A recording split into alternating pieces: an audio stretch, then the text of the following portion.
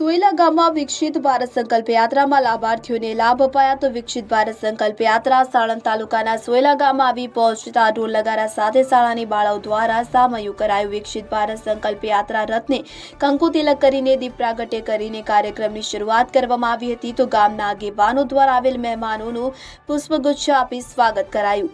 સોયલા આદર્શ પ્રાથમિક શાળાની બાળાઓ દ્વારા સ્વાગત ગીત થકી સ્વાગત કરેલ એવં પર્યાવરણ અંતર્ગત જાગૃતિ નાટક રજૂ કર્યું હતું।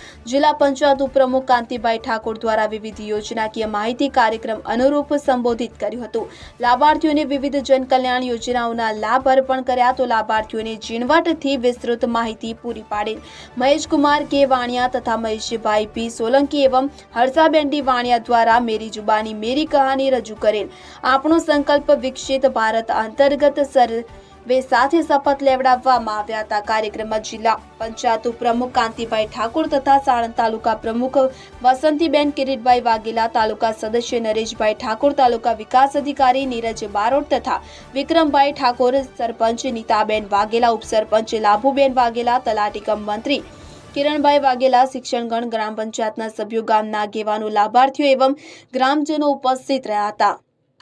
ગુલાબ બૌદ્ધ સાથે ચિરાગ પટેલ, SJI ન્યૂઝ, સાણંદ।